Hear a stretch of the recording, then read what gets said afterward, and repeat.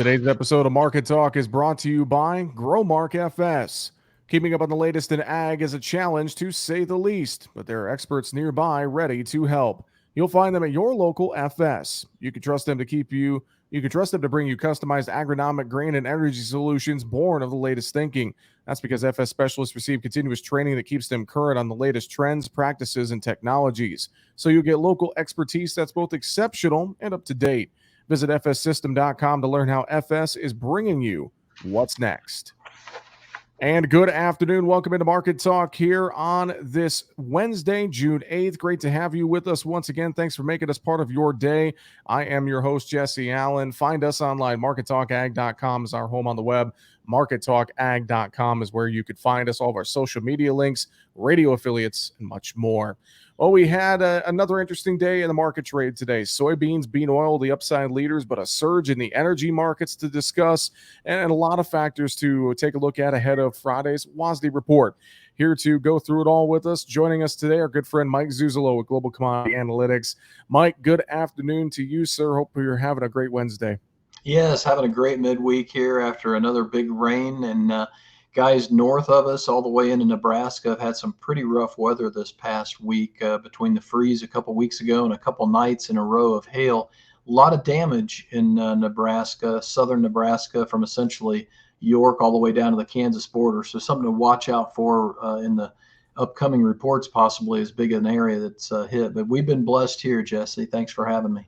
Well, I appreciate the time, and we will be watching that. I think it's going to be very critical in a lot of these reports coming up here as we go through the growing season. A lot of things to talk about and discuss. We'll get to some of that here in a minute. I want to focus to start, though, Mike, on this surging energy market. It's a lot of talk in the news about, crude oil prices, et cetera, et cetera. And I know, we watch gas price, that national average nearing $5 a gallon. And that is something that you have highlighted to me is definitely a big topic when it comes to our ag markets. So let's start there. What are you seeing with the energy side of things? I know we had a lot of energy data released here on Wednesday. Yeah, I think the biggest thing to think about, especially ahead of a WASDE report tomorrow, and given the fact that we are entering the row crop weather market in the Northern Hemisphere, which I think we started to be impacted by with some hotter temperatures coming out of Texas and trying to snake its way into the Western Corn Belt by early next week. I think the thing to think about here, Jesse, is this is one of those years where you've got an outside market like the energies that initially were coupled together with the grains when the Russia-Ukraine war started. But by the time we got to the April-May time period, energies took on their own fundamentals and the grains took on their own fundamentals. But as you mentioned, minus the vegetable oil market, it seems to be recoupling again with the energy markets. And I think this is where we really have to be watchful of a recoupling of the grain markets with the energy markets, especially if we go higher. And the reason I wanted to talk about this with you today, obviously you keep up on energy, and that's one of the main things, unlike a lot of media people in agriculture, you really do appreciate the macro side of the equation. But it's really important to realize that we are now above our 2008 high in the unleaded gasoline. We are seeing that the demand for retail gasoline is not really backing down, still on a 4-week average, running average about 9 million barrels a day. That's about 80,000 less barrels a day than we were a year ago in early June when we were trying to come out of the first big wave of COVID and really starting to try and ramp up and have a fun summer. But I think it's really important to realize that we're making these new highs in unleaded without the leadership of the crude oil market, that's what's led us higher back in 2008 when it came to the commodity index funds. So what I'm putting forth to you today is the idea that the unleaded gasoline is moving on its own, the natural gas is moving on its own, that's without the crude oil market. And so one of two things I think is going to have to happen: either the natural gas and the unleaded back down because the crude oil peaks, or the crude oil continues its rally. And that would be, I think, fueled by some commodity index investment. We get those commodity index funds back into the grains and back into the ag sector as a whole. Now, looking at unleaded gasoline, I know I have this chart up on the video on the YouTube channel here as well, Mike. But looking at this and also thinking about just how many rigs we have operational domestically, I know that's something you pointed out to me as well before we went on the air. That is a big key here. It is, and that's why this sharp trend line you see, the dotted blue trend line, I think that's why the unleaded in part has taken on a life of its own. Yes, it's about Russia. Yes, it's about Ukraine. But I think the market maybe doesn't understand or is just now beginning to understand that we don't necessarily have to ration demand so aggressively if we could bring supply up. And this is your Baker Hughes weekly oil rig count. The key here is we're running at about 574 oil rigs. Before the pandemic hit back in the beginning of 2021, end of 2020, somewhere, I called it mid-March, we saw the steep drop off, and we were at about 683 rigs before that big drop off. So we're literally still down about 16% on our oil rigs at this point, even though back during that time period, gasoline and diesel in the country was both running around $3 a gallon, and it actually peaked at about that time period and actually went down into October, November, December of 2020 and 2021 too, or 2020, and didn't really bottom until right before 2021. So my point is, we could bring on those rigs again and increase the supplies. It's not like the supply demand balance sheets with the grains where it's more weather related. This really is economically related to, do the oil companies want to jump in there and increase their rigs and take a chance that in 2 years they'll be taking a big loss again. Right now they're saying no thank you, and I think that's why the unleaded market's shooting so high, and we're making these new all-time highs in retail gasoline prices almost daily at this point.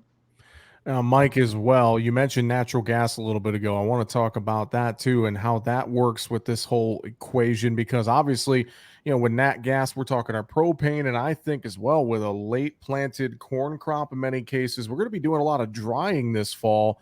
Farmers really got to pay attention to that price of natural gas because it has been on the rise. Yeah, I think you're right. And I think this is a really key element to not only that, but also the relationship between corn and natural gas. And that purple line at the bottom of the chart shows that back in April, March, April, we were running almost a 100% relationship, positive relationship between corn and natural gas futures on a 3-month running basis. Now it's down to almost negative 75% or 0.75.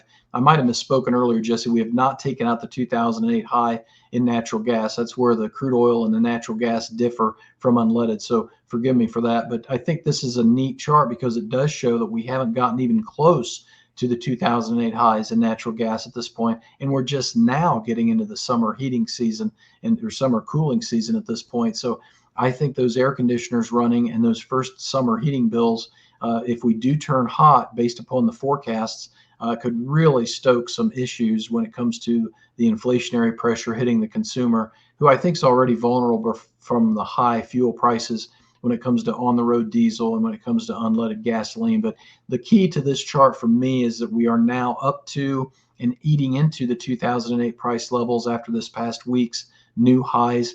But we have a long way to go, kind of like the crude oil market. We could go all the way up to $147 a barrel in crude oil and then just get to the 2008 highs. Similar situation with natural gas. So when people ask me, when's the inflation going to back down? When are the energy prices going to back down? It's a lot harder to tell them that it's sooner rather than later because we really haven't gotten to those '08 highs yet. Real briefly, Mike, I see some of these prices spiking in energy. I mean, we talk a lot about what producers should do with their grain marketing and livestock marketing, but should they maybe be thinking about looking at locking in some of those energy costs now, just in case for this fall? I think you have to for the next 60 days. I probably wouldn't go into fall yet, Jesse. I'm still looking for the end of August, early September, a pullback, a kind of a quarterly shift, and maybe we've rationed enough demand. I think what I'm seeing right now, take housing mortgage applications that came out recently, just within the last week. I think we hit an 11-year low on mortgage applications for the latest week, and it was 4 weeks in a row lower. So I do think we're rationing demand. We just can't figure out how fast we're rationing it and how much. So if you didn't lock anything in the fuel side, I think the next 60 days is almost paramount. You just go ahead and bite the bullet and do it. But then, kind of leave your fall needs open at this point, and obviously get a subscription or get signed up with me, because I do look at this on a weekly basis. Mike, let's segue our conversation more into the grain trade specifically. Looking at today, soybean oil looked like it was the biggest percentage gainer on the back of that energy surge. Soybeans were higher, corn saw a little spreading there, and the wheat market felt like it was along for the ride. Obviously, though, we had that WASDE report coming up here to wrap up the week. Typically, that June report, there's not a lot of changes, but I wonder what we could be looking at there just with the way this year is. Will we see a curveball from USDA potentially? I'm exactly like you, between what we've already seen in the supply demand fundamentals and where we're at in price level. I mean, if you look at this price action, like you said, with the bean oil versus the wheat, the trade, I think, is essentially thinking that we're going to open this Russian corridor up for some reason. Now, Egypt came out right before today's close and said, we're taking another 3 months of no exports of corn, wheat flour, vegetable oils. We're not letting anything out the door. That seemed to firm the wheat market up on the close. But Jesse, I just can't understand why the trade at this point thinks that we're going to get some type of stream of grain out of the Ukrainian ports with the Russian approval, without Russia getting sanctions lifted, or without something else happening that the Ukrainians right now just aren't agreeing to. I wonder at this point whether the market just believes that the Ukrainian leader is going to be pressured by the international community because of this food famine inflationary issue, just be pressured into some type of a stalemate, or some type of armistice, or some type of ceasefire, because of how much pressure he's getting right now. And I think maybe the big money is thinking that's going to happen. Having said that, I think it's really important to notice this week we've seen the corn spread really light up, and at the same time we've seen the basis around the country, whether it's a river terminal or an ethanol processor, corn basis has really popped for the nearby. And this futures market has seen some terrific volume on the long side. And it makes me think commercials are looking for corn. Maybe they realize they're not going to get the Ukrainian corn. They can't get it out of the U.S. farmers' hands, so they're going to the board to buy it. And I think that's something to really watch for as we get this report next week. So jumping back to the report, the market has put in a premium on the soybeans, as they usually do, and they've taken a discount again on the wheat, as they usually do. And then all these other things are wrapped up in it. I know as well. It seems like the trade is watching some of the new weather models that are coming out as things are starting to look a bit drier here as we get into mid June and into July. There's even some talk of that quote unquote dome of doom or whatever it is across the corn belt there, the central western corn belt. As you look at some of this weather data we've had out in the market now this week, it feels like the trade is starting to maybe take that into account, but also knowing that we still got to verify it.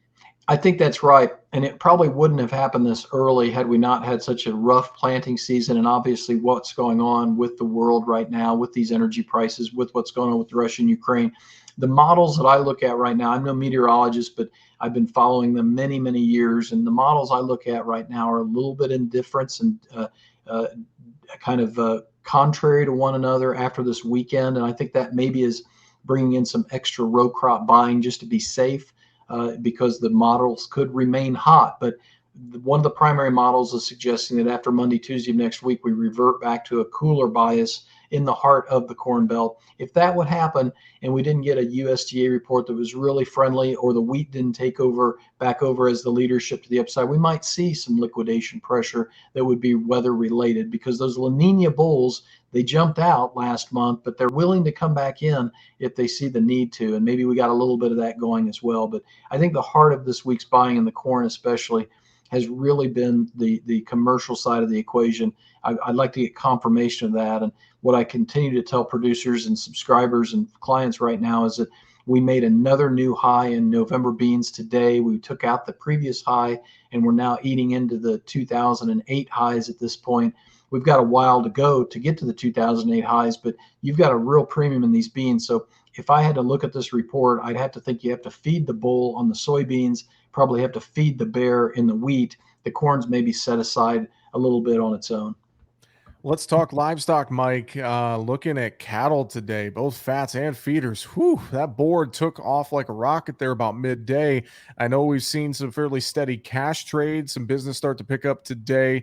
But overall, looking at cattle here on Wednesday, what do you think was the story behind that surge around midday? I think there were two stories primarily, and I think they both revolve around the funds. We had a commitment of traders report in both the feeders and the fats last week, and even hogs to a lesser degree. They just weren't long. They're almost, in the case of cattle and hogs, they were getting closer to being net zero. And in feeders, they were showing a record net short position based upon my charts and my data. So I think you had a real light number of sellers out there, potential new sellers. And I think then when we saw the 40-day moving average and the trend line resistance levels taken out, funds probably came in and bought. Buy stops were probably hit. Now, the cash market, it seems to have been stronger in Nebraska versus Colorado and versus Kansas and Oklahoma all week long and into late last week. And I think that might be what I'm picking up from producers and cattlemen around my area is there's plenty of market ready cattle, but they're not really eager to sell, but they're kind of having to sell. I think maybe in Nebraska, it's a little bit more current, and the cattle maybe are a little bit lighter and maybe grading a little bit better as well as a result of their situation versus what's going on farther south. And I think that maybe helped spur the cash market as well as to maybe they're pulling some cattle from where they have ample supplies to get them down to where there's not as many for the packing margins, which are very for the packer, which the margins are really getting strong there. I think Hedger's Edge has them back above $250 a head for beef, and their packers are reportedly still cutting in the red for pork. Mike, on the flip side, hogs today, we kind of liquidated there towards the close, ended up seeing a few triple digit losses there. And really, it seemed like maybe just an opposite story in hogs today. Any thoughts there? Yeah, I don't think it's going to last too long, Jesse. I know the belly market's looking good. The June hogs had to go off against that June cash index at the Merc. And I think the other thing that really I pointed out to a couple other people earlier this week was that cattle hog spread had gotten down to, I think, around $26 premium to cattle. That was about a 9 month low, not almost a 10 month low. So I think you had just some unwinding of that hog cattle spread. And that's another reason why I think the funds came in and made those fat cattle look a lot better. But I suspect, given the summer grilling season and how the Memorial Day went, that the ribs and the hamburger are going to continue to try and fight each other, and that's going to allow the hogs to find some support. I think also maybe we're coming out of the worst when it comes to China's pork price. I saw their prices were being inching up a little bit. We've had a lot of bad news out of that area for the last month or so, and they're opening up their major cities again, at least in part. So I guess I feel like hogs are pretty fair value. I'd be surprised if we go below $100 before the end of summer at this stage of the game. Well, Mike, fantastic analysis as always, sir. Floor is yours. Any final thoughts on this Wednesday? I just think there's enough going on right now that if you get on globalcomresearch.com and sign up for a trial, it'd be worth your while at this stage because we do look at a lot of different things. And my rule of thumb is to try and bridge the macro and the micro divide. So we're always thinking about that, always trying to do that. That may help your operation. So go to globalcomresearch.com and try us out. Globalcomresearch.com. That is where you can find out more information. With that, Mike Zuzolo with Global Commodity Analytics. Always a pleasure. Thanks for joining us on this Wednesday, sir, and we'll talk to you next week. Great to be with you, Jesse. Thanks for having me. And that's Mike Zuzolo of Global Commodity Analytics here on Market Talk. That's going to do it for the show on this Wednesday, June 8th. Find us at markettalkag.com. I'm Jesse Allen. Have a great afternoon.